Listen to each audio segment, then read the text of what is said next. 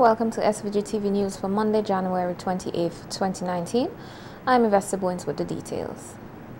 The 2019 budgetary estimates will be presented in Parliament tomorrow by Minister of Finance and Economic Planning Camila Gonzalez. Also on the order paper for Tuesday's parliamentary session is the appropriation bill listed for its first reading by the Finance Minister. The House of Assembly Papers 1, 2 and 3 will also be presented, as well as statements by ministers and reports from Select Committee. 18 questions are also listed for oral answers. Tomorrow's meeting of the House of Assembly will convene at 9 a.m. Executive members of the St. Vincent and the Grenadines Teachers Union and the Public Service Union are expected to picket the House of Assembly tomorrow during the budget estimates presentation and again on February 4th, Budget Day. President of the Teachers Union, Wendy Bino, said that it is time the government addresses the concern of teachers, which has gone unresolved for quite some time. A picket for one day, which was Budget Day, but the General Council proposed and it was carried 2 days, so that's why we're having the one on the day that the estimates will be laid. The issues that concern the proper working conditions, the way promotion and appointments are done, pension reform, and salary increases. President of the Public Service Union, Elroy Boucher, said the behavior of the authorities is disrespectful to workers, hence the need to highlight the issues through their joint action tomorrow and on Budget Day, February 4th. Rejecting the 1% salary increase. That is an insult to workers and the trade unions, noting that 2017 cost of living or the rate of inflation was 3%, and for 2018 it is 2.5%, somewhere around there. And this 1% for 2018 that totally ignores 2017 and given for half a year is totally unacceptable. So we are picketing to highlight that. We are picketing to ensure that there is negotiations on pensions and to protect our pensions. And that is extremely important. Tomorrow's picket, which is expected to start from 3 p.m., will see the executives from both PSU and SVGTU coming together. However, Boucher said he is optimistic that other persons will join them on the picket line. We expect a number of public officers to actually join us on their own, of course, accord, because while we did not call on workers directly to join the picket, we have left it open up to workers to so do. So the executive of the unions will be there, and all the executive of the Public Service Union have indicated that they will be at that picket. And other members have also shown their desire and interest in joining the picket line. So I have no doubt that a number of public officers, nurses, etc., would be joining us on the picket line from 3 o'clock, and most public officers might get there for 4 because they finish work at that particular time. Earlier this month, representatives of the Public Service Union, the SVG Teachers Union and the Police Welfare Association stayed away from a meeting with Prime Minister Dr. Ralph Gonsalves after they were told on arrival at the meeting place inside the administrative complex that they had to surrender their mobile devices to the security. Meanwhile, on radio last week, Prime Minister Dr. Ralph Gonsalves said the leaders of the National Workers Union and the Commercial, Technical and Allied Workers Union, who met with him at the January 11th meeting and accepted the salary increases, did a good job in looking out for the interest of the members of their unions. Responding to a question relating to the credibility of the president of the CTAWU, Joseph Burns-Bernardi, and Noel Jackson, the General Secretary on the NWM, Prime Minister Gonsalves said both men have shown a great level of dedication to their duties as union leaders. Before, in 2015, when we agreed, or 2014, when we agreed for 2015 and 2016, Burns is the one who pushed the government into the 4%. 1.5 for 1 year, 2.5 for the next year. And I said, listen, we have to even try to see if we can get to 4.5. Even in a situation in which between 2015 and 2016, inflation was negative 2.1%. In other words, rather than prices increasing in the basket of commodities used to construct the consumer price index, the prices were down by 2.1% in the aggregate for 2015 and 2016. And I could tell you, they're very tough. The Prime Minister said the trade union leaders are also in negotiations with the government pertaining to the issue of allowances. One of the areas, so you're saying to me that you actually negotiated with Bones Bonady and with Noel Jackson. And what they said, they said, listen, there are a number of allowances which we have to talk about even more than the salary increase. And there are some differentials to be addressed in wages with people who have been there before and those who know, come on. And they have not been addressed. And I said to them, I said, well, that is a matter which involves a detailed checking of the categories. And they have pledged to put a paper together on the allowances and some of these differentials which they want to see addressed, so that the discussion is incomplete. Speaking on the recent issue in which representatives of the Teachers Union, the Public Service Union and the Police Welfare Association refused to hand over their cell phones before meeting with him in chambers, the Prime Minister said such persons are behaving like the aristocracy of the labor movement. The bulk of the public servants come from the poor and the working class, but there are some who have such a vaunted view of themselves that they think that they constitute an aristocracy of labor and that they must have... Explain that aristocracy of labor to some listeners. Explain it. Explain it. Explain it. It means what? It means what? That is to say that in dealing with them, the rules must not abide to them.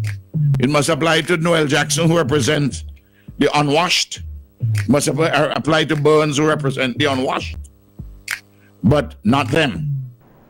Crime-fighting initiatives will be one of the areas of focus this year and will be further outlined in the budget presentation on February 4th. Sports Against Crime and Pan Against Crime are two programs initiated which, according to Minister of Finance Camila Gonzalez, will be developed and implemented this year. Gonzalez said that redirecting energies towards sports and music will assist and encourage youth to stay away from crime, and that in addition to these crime-fighting initiatives, more training opportunities will be provided to police officers. This year's budget, again, the number of police, the number of firefighters, and the number of Coast Guard, and this will be the first year in the history of St. Vincent and the Grenadines that we will have 1,000 police personnel, 100 Coast Guard personnel, and 100 firefighting personnel, and that's for a country of 110,000 people. That's a lot, and I encourage you to look around the region, and you'll see that that is a fairly robust commitment to crime fighting from a manpower perspective. Gonzalez noted too the expanded TVET programs across SVG, which has reportedly attracted many youth.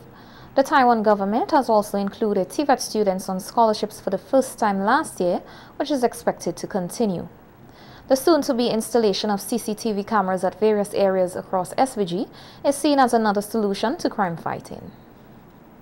Cameras will be, as His Excellency the Ambassador indicated, the cameras will be placed on poles and they will feed back to a central location monitored by the Royal St. Vincent and the Grenadines Police Force. So we've all seen these things on TV, the room with all of the big monitors with the multiple camera angles and camera sites, and you can show me the girls' high school bus stop, and someone can pull that up and you'll see what's happening at that bus stop and show me this other location, and the police will then be able to centrally monitor all of these areas. And we hope not only that it will be it will give some security to the riding public and Vincentian pedestrians generally, but we also hope that it will act as a crime solving tool and a deterrent of crime. Hopefully people with criminal intent will see the cameras and say, well, I probably shouldn't do what I plan to do at this location, because there are cameras on the scene. This country now has an honorary consul in Jamaica. June Pamela Barber was appointed on 16 January 2019. Her recognition was executed by the Minister of Foreign Affairs and Foreign Trade of Jamaica, Senator Kamina Johnson-Smith. A news release from the Ministry of Foreign Affairs said Barber will serve in the capacity as SVG's diplomatic agent to Vincentians in Jamaica. Included among her duties will be promoting the development of economic, educational, and cultural interests of St. Vincent and the Grenadines, including the establishment of exchange arrangements in these areas and encouraging the development of trade and sports, as well as cultural ties between St. Vincent and the Grenadines and Jamaica. Fogging exercises have been intensified as SVG remains on alert for more cases of the dengue fever. To date, one person has been found with the mosquito-borne disease. Environmental Health Officer Ralph Williams said that they have found some areas in Kingston to be prone to the Aedes aegypti mosquito, which can spread dengue fever, hence the need to increase fogging in these areas. In a situation where we are on let us say a dengue alert, we will fog strategically. So the areas that we'll focus on is the areas that have a high mosquito index. That's one. And the area that we may have a suspected case, we don't wait until it becomes confirmed. Once it's suspected, we respond promptly to do chemical treatment. Chemical treatment along with the other measures, that is environmental management and support. Williams said that citizens tend to be dependent on the fogging exercises carried out by the Public Health Department as the only method of getting rid of mosquitoes. He said such a mindset must be changed. I would like to dispel the notion that the general public have that the use of chemical is a fix to the control of mosquitoes. It is thus a part of the control measures. The vector control unit have taken an integrated approach where they use several different methods. They do environmental management, encourage environmental management. They use biological control, where they encourage persons in the community to use fishing container, big container. They need to have big container with water. They also encourage them to cover the containers and so forth. And then the last resort, we use chemical as a last resort. Fogging exercises have started in several communities and will continue for the remainder of the month. Williams stressed the need for persons to be aware of the dates when they are carrying out these exercises and be more accommodating. The time of the day, because there's so many factors, there's so many environmental factors that come into play, like the wind, the speed, the temperature, the moisture, and the time that the vector is most active. And we are dealing with the Aedes aegypti, which is active all in the morning and about an hour before, just before dusk.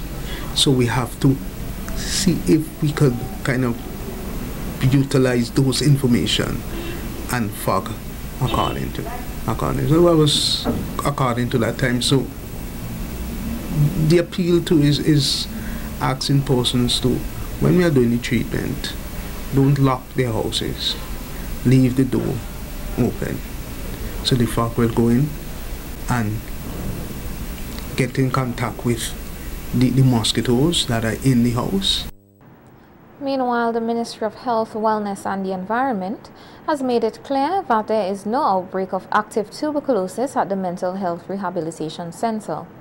In a news release, the ministry said all patients and staff at the facility have tested negative for active tuberculosis. However, some persons have been found to have latent tuberculosis, all of whom are currently being treated according to the recommended latent TB protocol. The ministry said persons who have latent TB do not have any symptoms and that bacteria cannot be transmitted to other people. The ministry assures the public that the situation is under control and there is no risk of transmission. The Tissue Culture Lab at Orange Hill will be playing a major role in the development of this country's medical cannabis industry. And supervisor at the lab, Rohan McDonald, said he is pleased with the task ahead. At the launch of the scientific research platform on medical cannabis last Friday, McDonald explained that there are 3 different types of marijuana, namely the female, male, and hermaphrodite. He said the Tissue Culture Lab identifies the different types, which will give the farmers in the medical marijuana industry the opportunity to have a profitable production. The hermaphrodite, very interesting. They form from females as a result of environmental stress. So for example, if you plant your female plant and they're exposed to drought or flood or other environmental stress, then they would become hermaphrodite. In that case, it would represent a loss to the grower who would have invested so much money in planting these crops. What we will do through tissue culture is to take somatic cells. When I say somatic, I mean those cells that are not reproductive cells, like seeds and so on, to multiply so that what you're getting, you can be 100% sure that these plants are female plants. McDonald said that farmers encounter different diseases of plants and that the Tissue Culture Lab can help to identify and remove these diseases. You will also get disease-free plants. It's very interesting that some people think that the cannabis plant is like, indestructible. But the cannabis plant also suffers from other plant diseases such as powdery mildew, yellow leaf spot, bud rot, and other soil-borne diseases. And if you have a habit of sharing plants or plant material or seeds with your neighbor, then what you're doing is transferring the disease. This would also impact on your pocket and the type of profit that you would want to make. Interestingly, tissue culture, even if you give us a diseased plant with some elite characters, we would be able to clean it up for you and produce clean, healthy plants so that you can start your production afresh. McDonald said the lab is now in the process of collecting seeds which will be used for record keeping and future reference.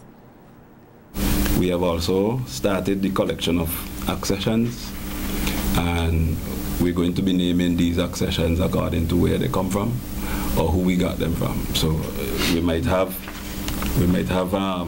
some accessions with names of villages and names of persons.